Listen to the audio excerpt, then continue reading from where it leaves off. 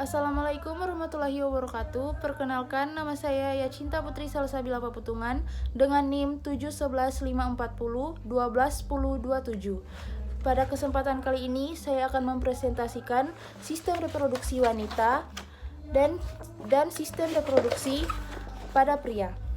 Yang pertama yaitu sistem reproduksi pada wanita. Yang pertama yaitu vagina.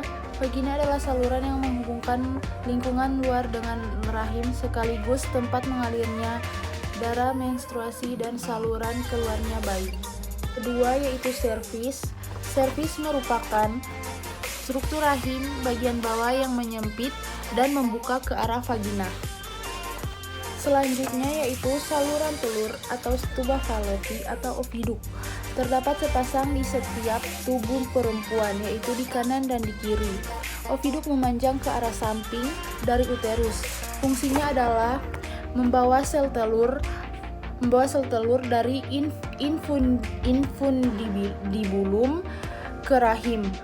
Pada saluran inilah terjadi fertilisasi atau pembuahan.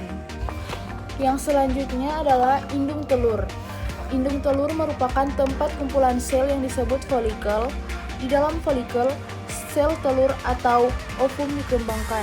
Folikel juga menghasilkan hormon perempuan yaitu hormon estrogen dan progesteron. Yang berikutnya adalah rahim. Rahim berfungsi sebagai tempat berkembangnya janin setelah sel telur dibuahi oleh sel sperma.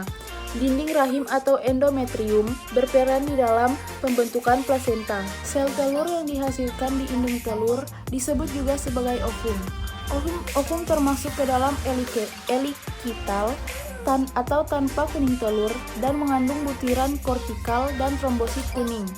Struktur ovum terdiri dari membran vitelin, zona pellucida, dan corona radiata.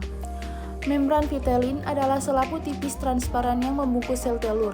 Sementara itu, zona pellucida adalah membran transparan tebal yang terletak di atas membran vitelin. Corona radiata adalah membran tebal terkeluar yang dibentuk oleh sel-sel folikel.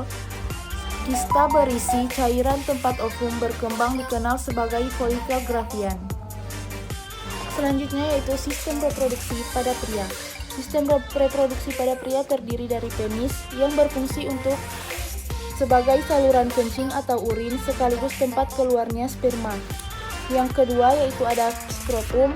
Skrotum berperan untuk menjaga suhu testis agar sesuai untuk memproduksi sperma.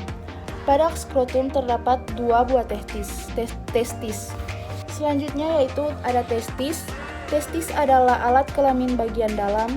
Fungsinya adalah untuk memproduksi sperma dan hormon testosteron.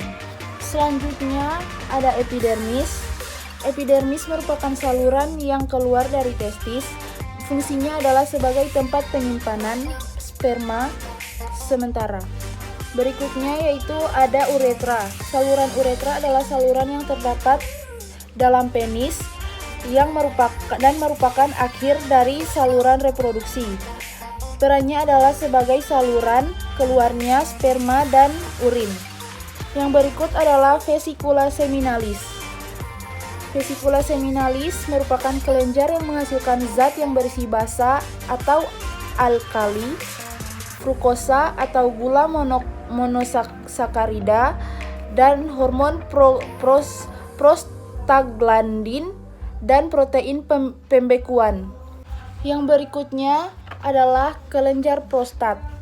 Kelenjar prostat terletak di bawah kandung kemih. Fungsinya adalah menghasilkan cairan yang bersifat asam. Baiklah, itulah presentasi sistem reproduksi wanita dan pria dari saya. Mohon maaf jika ada kesalahan. Wassalamualaikum warahmatullahi wabarakatuh.